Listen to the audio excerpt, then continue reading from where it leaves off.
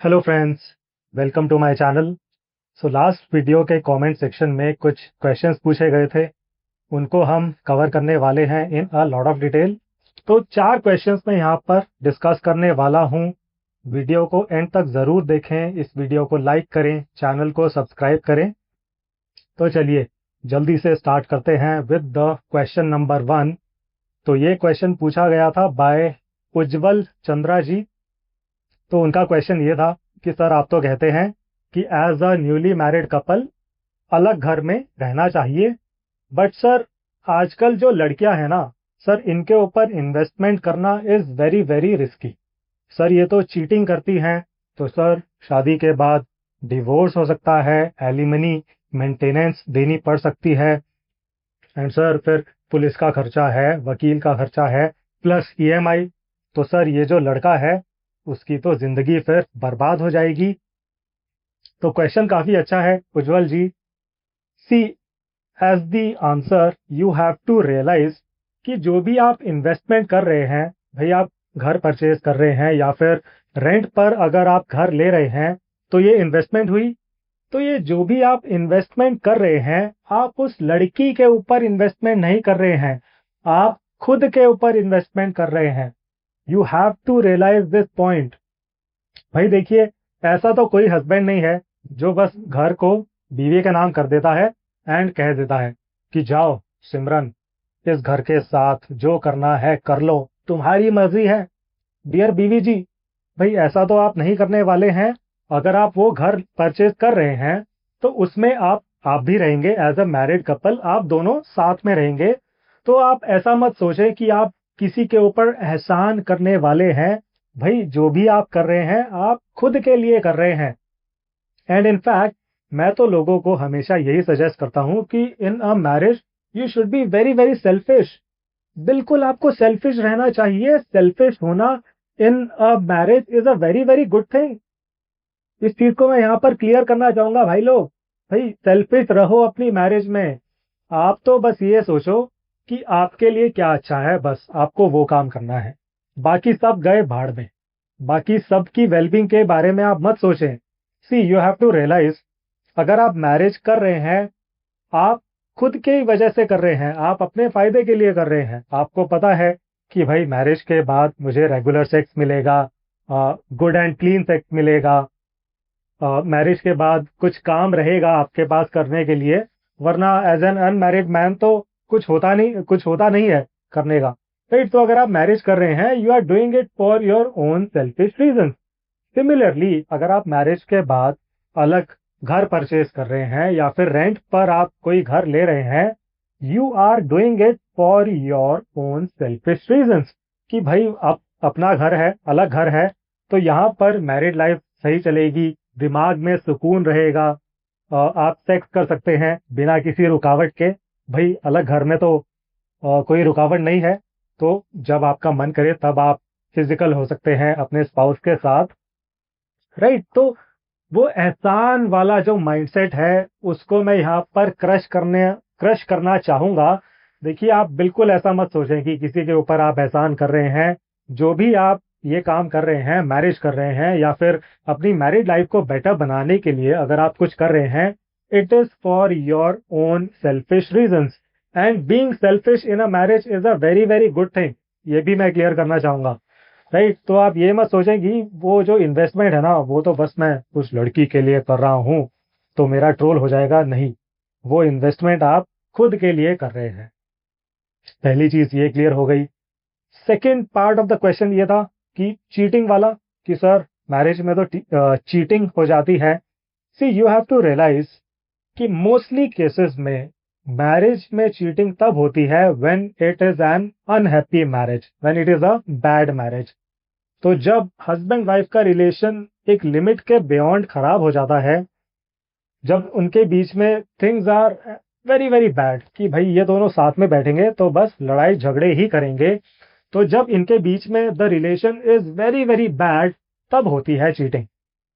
Because लोग ऐसा समझते हैं कि चीटिंग करना will be the biggest revenge from my spouse.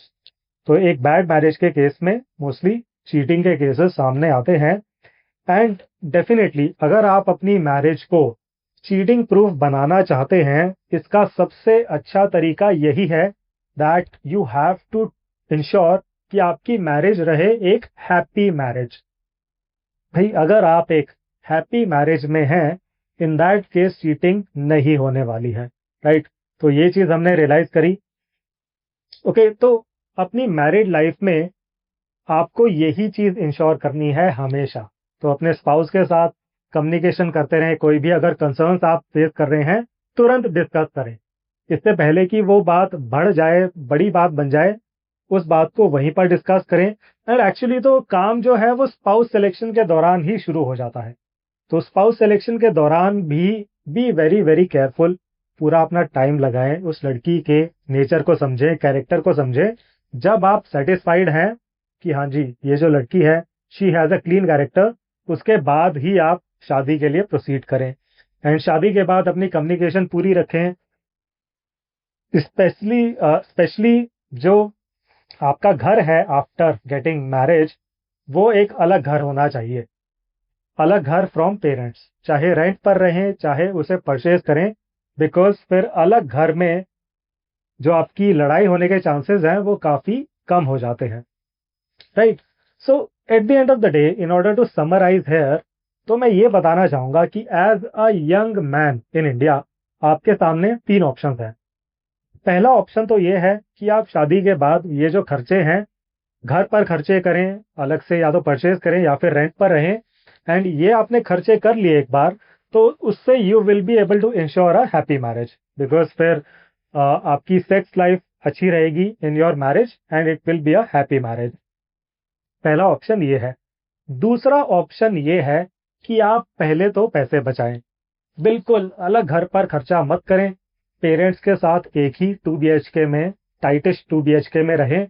अच्छे से अपनी शादी को खराब करें, बिल्कुल शादी का बेड़ा गर्क करें, डिवोर्स तक पहुंच जाएं। एंड बाद में फिर आपको खर्चे करने पड़ेंगे एलिमनी पर, मेंटेनेंस पर।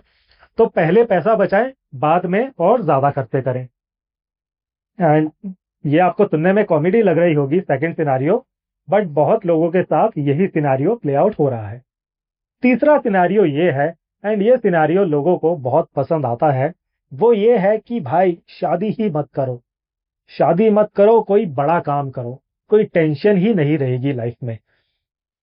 Now you have to realize, कोई ऐसा बड़ा काम एग्जिस्ट नहीं करता है इन द सोसाइटी, राइट। तो 45 की एज तक सब लोग परेशान आ जाते हैं, एग्जॉस्ट हो जाते हैं। एंड फिर 45 में they are planning to get married.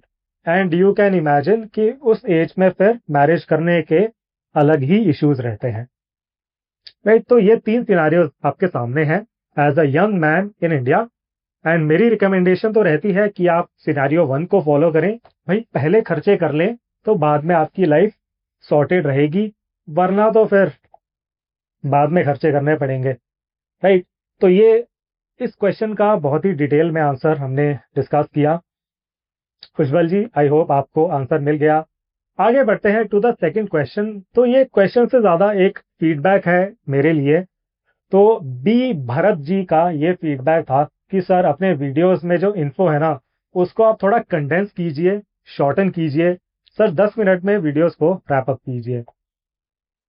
अब देखिए ये जो फीडबैक है ये मुझे काफी रेगुलरली मिलता रहता है from different people. And I know that Bharat ji के intentions are very good and it is a good feedback. And see, I also know कि आप लोग काफी बिजी रहते हैं एंड 20 से 25 मिनट का वीडियो कंज्यूम करना, इतना टाइम शायद नहीं होता है आपके पास। एंड मुझे ये भी पता है कि अगर मेरे वीडियोस छोटे रहेंगे, 10-12 मिनट के रहेंगे, तो चैनल की व्यूअरशिप भी बढ़ जाएगी। तो यहां पर आता है the biggest challenge for me as a content creator. Because देखिए छोटे वीडियोस बनाना बिजनेस के लिए it is very very good, definitely viewership बढ़ेगी, ज्यादा पैसे मिलेंगे फॉर श्योर। हाउएवर देखिए 10 मिनट में कोई चीज अच्छे से समझा पाना इज वेरी वेरी डिफिकल्ट। भाई अब जैसे लास्ट वीडियो था, 4 qualities in a man in a boy for a happy marriage, उस वीडियो को एज अ शॉर्ट, जैसे यूट्यूब पर शॉर्ट्स होते हैं उस तरह 1 मिनट में खत्म किया जा सकता है कि अच्छा हाँ जी सुनिए, 4 qualities in a man for happy marriage. Number 1, उसके टाइम का कंट्रोल उसके पास खुद होना चाहिए। नंबर 2, वो इंडिपेंडेंट होना चाहिए। नंबर 3, नंबर 4, खटाक tata bye bye see you. 1 minute क्या 30 सेकंड में ये वीडियो खत्म हो जाएगा, एक शॉर्ट बन जाएगा। बट देखिए, अब जैसे कि ये दूसरा पॉइंट था कि आपको इंडिपेंडेंट रहना चाहिए, पेरेंट्स के साथ सेम टाइटिश घर में नहीं रहना चाहिए। अब इसके बारे में मुझे काफी कुछ बताना था। मुझे ये बताना था कि सोसाइटी में क्या चल रहा है, मैरिज पर क्या इफेक्ट पड़ रहा है, पेरेंट्स क्या सोचते हैं इस बारे में, एंड आपको क्या करना चाहिए, कैसे करना चाहिए। तो इनफैक्ट ये जो सेकंड पॉइंट था about the boy being independent, उसके बारे में ही हमने 10 मिनट से ज्यादा डिस्कशन करी होगी in the last video, right. तो देखिए, अगर किसी पॉइंट को मुझे अच्छे से समझाना है, इतने अच्छे से समझाना है कि आपके दिमाग में वो बात घुस जाए, that requires time. And definitely मैं तो ये चाहता हूं कि मेरे वीडियोस देखने के बाद जो मेरे व्यूअर्स हैं, अगर वो किसी से डिस्कशन कर रहे हैं, उनके पास सभी क्वेश्चन का आंसर रहना चाहिए कि भाई, अब अगर अलग घर में रहना है, पेरेंट्स से अलग घर में रहना है, तो क्यों रहना है, सारे रीजंस आपके पास होने चाहिए as a consumer of this video, right. अब भाई रीजन ये नहीं हो सकता है कि अच्छा बस अर्बन बाबा ने बोल दिया ना तो अलग घर में रहना चाहिए, राइट। आपको लॉजिकल पॉइंट्स बताना चाहता हूं मैं। एंड डेफिनेटली देखिए, मैं चाहता हूं कि वीडियो देखने के बाद आपके पास इतना कंटेंट रहे, इतने पॉइंट्स रहें, ताकि आप बाकी लोगों को भी कन्विंस कर सकें। अब जैसे ये जो डिसीजन है अलग घर में रहने का, it is a very big life का decision, right, critical decision in your life. तो आपके पास पॉइंट्स रहने चाहिए to convince other people, and more importantly to convince yourself. That is my objective, and to achieve that it requires time. 10 minute के अंदर ये सब cover कर पाना इज लिटरली इम्पॉसिबल। तो देखिए, मैं तो ये चाहता हूं कि अगर कम लोग भी देख रहे हैं मेरे वीडियोस को, लोग इन सजेशंस को इम्प्लीमेंट जरूर करें। भाई अगर 100 लोग वीडियो को देख रहे हैं बस एज अ टाइम पास, उससे बेटर ये है कि 10 लोग देखें बट उसमें से 4 लोग उस सोल्यूशन को इम्प्लीमेंट करें। एंड मेरे पास व्हाट्सएप पर फीडबैक आ जाता है कि डियर सर, ये सोल्यूशन मैंने इम्प्लीमेंट कर लिया, thank you very much sir, मेरी लाइफ तो जगाज हो गई है। तो मुझे वैलिडेशन मिल जाती है, लाइफ इज गुड, राइट। बाकी स्टिल अगर आप लोग चाहते हैं कि मैं छोटे वीडियोस बनाऊं, 10-12 मिनट के वीडियोस बनाऊं, do mention it in the comment section. तो आप लोग भी अपने जो थॉट्स हैं उनको जरूर शेयर करें इन द कमेंट्स। अगर आप लोग चाहेंगे कि छोटे ही होने चाहिए वीडियोस, तो छोटे वीडियोस बनाना स्टार्ट कर देंगे, उसमें कौन सी बड़ी बात है, राइट। तो Bharat ji, thank you for this feedback, and do let me know your thoughts. Okay, second question, second comment हमने कवर किया। आगे बढ़ते हैं टू द क्वेश्चन नंबर 3। ये पूछा गया था बाय कनक जी। कनक जी का क्वेश्चन ये था कि सर, लड़के के पेरेंट्स की नेचर को हम कैसे समझ सकते हैं। तो कनक जी, इसका आंसर ये है कि देखिए, अब मैरिज सेटिंग में लड़के के पेरेंट्स के साथ कई बार डिस्कशंस होती हैं, कभी फेस टू फेस डिस्कशंस होती हैं, कभी फोन पर डिस्कशंस होती हैं।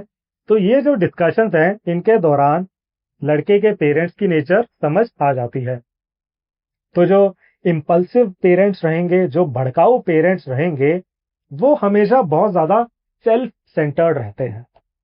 तो उनकी बातें हमेशा थोड़ी हवा में रहेंगी कि हाँ जी भाई साहब मेरे छोरे की शादी हो रही है, तो पूरी दुनिया को पता लगना चाहिए, पूरे शहर में धूम मचनी चाहिए भाई साहब हमारे बहुत ज्यादा रिलेटिव्स हैं, बहुत ज्यादा जानकार हैं हमारे हमारे तो जी 1000 लोग आएंगे बारात में, 1000 लोग आ रहे हैं बाराती। ऐसे वो लंबी लंबी बातें फेंकने वाले हैं। खुद के बारे में भी ये जो अंकल जी हैं, वो काफी बोस्टिंग करने वाले हैं कि हाँ जी भाई साहब, जब मैं बिजली डिपार्टमेंट में काम करता था, आज से 15 साल पहले, 20 साल पहले, तो मुझसे चीफ मिनिस्टर मिलने आते थे, अपॉइंटमेंट ले लेकर मिलने आते थे। चीफ मिनिस्टर क्या, प्राइम मिनिस्टर भी मिलने आते थे यहाँ पर मेरे ऑफिस में, मैं उन्हें टाइम नहीं देता था, राइट। तो क्या होगा, सामने से बातें फेंकी जा रही हैं, ब्ला ब्ला ब्ला, आप बस सुनते जा रहे हैं कि हाँ जी भाई साहब, वाह वेरी गुड, हाँ जी वेरी गुड वेरी गुड। तो बस ऐसे ही डिस्कशंस चलती रहती हैं with these impulsive parents, with the भड़काऊ कैटेगरी वाले parents. They will always be very very self centred, and थोड़ी ये जो अंकल जी की जो क्वालिटीज हैं वो उस लड़के में भी आ जाती हैं, वो भी थोड़ा बोस्टिंग कैरेक्टरिस्टिक्स शो करेगा। राइट, आगे बढ़ते हुए अब ऑन दी अदर हैंड जो थोड़े समझदार एंड शांत पेरेंट्स रहते हैं वो बोस्टिंग बिल्कुल नहीं करते हैं, वो थोड़ा शांत स्वभाव रखेंगे। वो तो आराम से हंसते रहते हैं कि हाँ जी भाई साहब, बस जैसा बच्चे कहेंगे हम तो वैसा ही फंक्शन ऑर्गेनाइज कर देंगे। भाई साहब, बच्चों की खुशी से बढ़कर हमारे लिए कुछ नहीं है, बस ये दोनों खुश रहने चाहिए, बस इससे ज्यादा हमें कुछ नहीं चाहिए। एंड ये जो समझदार पेरेंट्स हैं ये ज्यादा डिमांडिंग नहीं रहेंगे, तो इनके साथ आपको काफी पॉजिटिव वाइब्स आएंगी ड्यूरिंग द डिस्कशन। तो ज्यादा ये खुद को इम्पोज नहीं करना चाहेंगे कि हाँ हम हैं लड़के वाले, हम बचाएंगे, हम हैं यहाँ के प्रधान जी। तो ये समझदार पेरेंट्स शुरू से ही थोड़ा काम एटीट्यूड रखते हैं एंड ये ज्यादा प्रधान बनने की कोशिश नहीं करते हैं, आपको काफी पॉजिटिव वाइब्स आएंगे इनके साथ। तो that is another way of identifying the nature of the parents. And एक एडिशनल पॉइंट यहाँ पर बताना चाहूंगा, ये पॉइंट मैंने पहले कभी डिस्कस नहीं किया है बट मैं देख रहा हूँ अपनी कंसल्टेशंस में, this is also very very important. See as a girl you have to realise कि अगर उस लड़के की जो बड़ी सिस्टर है अगर उनकी इंटरफेरेंस बहुत ज्यादा है then it is a red flag. See कई घरों में ऐसा होता है कि जो बड़ी लड़कियां हैं, जो बड़ी बहन है, लड़के की जो बड़ी बहन है वो सासू माँ का रोल अज्यूम कर लेती है कि हाँ मैं बड़ी बहन नहीं हूं, मैं तो सासू माँ हूं। तो देखिए, सी रियलिटी इज अब सास बहू के बीच में काफी लड़ाइयाँ होती हैं, काफी झगड़े होते हैं। भाई अब जो सासू माँ है वो अपनी बहू की रैगिंग लेती हैं, राइट। हाउएवर जो ये सासू माँ है ना उनके दिल में एक सॉफ्ट स्पॉट रहता है बहू के लिए। तो एक लिमिट के आगे वो परेशान नहीं करती है अपनी बहू को, वो सोचती है कि अच्छा यार चलो जो भी है, अब ये जो लड़की है ना, ये जो बहू है, भाई मेरे बेटे की ये वाइफ है, she will be the mother for my grand children, for my grand son या फॉर माई ग्रैंड डॉटर। तो एक लिमिट के बाद सासू माँ परेशान नहीं करती है अपनी बहू को। ऑन दी अदर हैंड ये जो लड़के की बड़ी बहन है they can be very very brutal. भाई अगर ये जो ननद हैं ये अगर एक बार रैगिंग करना स्टार्ट कर देती हैं, they do not have any limits, फिर ये रुकती नहीं है।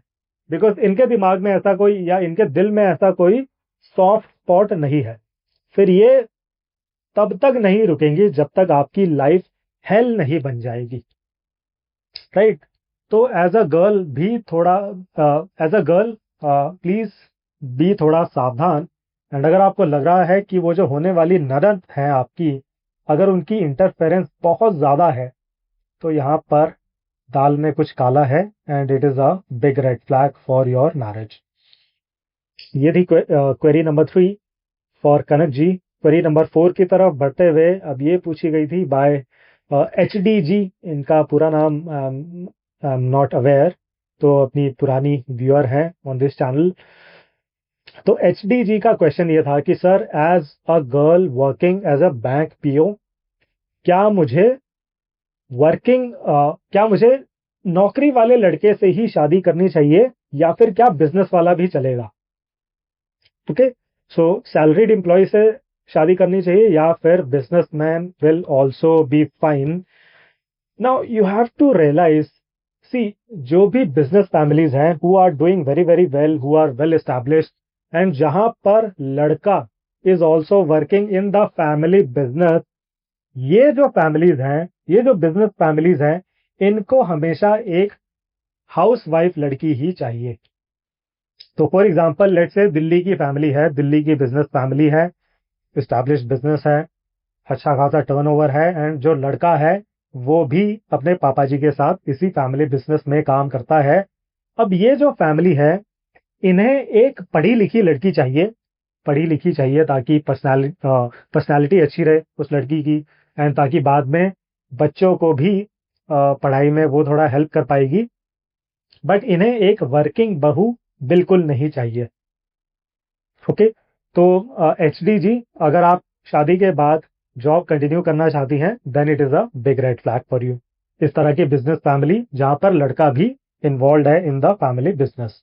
Now on the other hand, इसी सिनेरियो में दिल्ली की जो ये बिजनेस फैमिली है, अगर लड़का बैंगलोर में जॉब करता है तो उस लड़के को एक वर्किंग वाइफ ही चाहिए।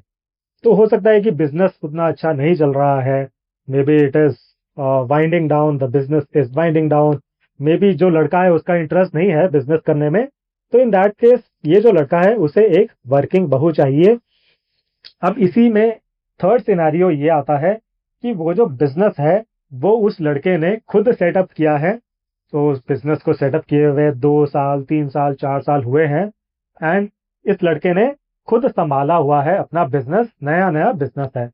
तो अगेन इस लड़के को भी वर्किंग लड़की ही चाहिए रहेगी, राइट। तो यहाँ पर समराइज करते हुए आंसर को देखिए, अगर कोई बिजनेस फैमिली है विच इज वेल एस्टैब्लिश्ड, जहां पर लड़का भी इन्वॉल्व है इन द फैमिली बिजनेस, इस फैमिली को एक हाउस वाइफ बहू चाहिए, बाकी जो लड़के हैं उन्हें वर्किंग लड़की ही चाहिए। ठीक, तो ये समराइज आंसर रहेगा for this question. And HD ji, आपके लिए एक और एडवाइस मैं ये बताना चाहूंगा। देखिए, आप एज अ बैंक पीओ अगर काम कर रही हैं तो डेफिनेटली ये जो बैंक पीओ की जॉब है इट इज ट्रांसफरेबल, इसमें बार बार आपको रिलोकेशन करनी पड़ती है, तो आपको हमेशा कुछ ना कुछ सेटिंग करनी पड़ेगी, कुछ ना कुछ जैक लगाना पड़ेगा, ताकि आपकी जो लोकेशन है वो हस्बैंड के आसपास ही रहे। तो ये चीज पहले से ही अपने दिमाग में रखें कि आपको ये सेटिंग हमेशा करनी पड़ेगी टू इंश्योर कि आपको कहीं दूर दराज के इलाके में पोस्टिंग नहीं मिल रही है, राइट। तो ये थी क्वेरी नंबर 4, इसको भी हमने आंसर किया in a lot of detail. And हाँ, ये 4 क्वेरीज हम डिस्कस करना चाहते थे in this video. I hope that जो भी हमने पॉइंट्स डिस्कस किया आपको काफी प्रैक्टिकल लगे होंगे। फॉलोअप क्वेरीज अगेन आप लोग पोस्ट कर सकते हैं in the comment section. Consultations के लिए आप रीच आउट कर सकते हैं on my WhatsApp number. And बाकी अगर आप लोगों के कोई और सजेशंस हैं regarding topics which shall be covered in the upcoming videos, उनको भी आप जरूर पोस्ट करते रहें। So thank you very much for watching this video. See you in the next one.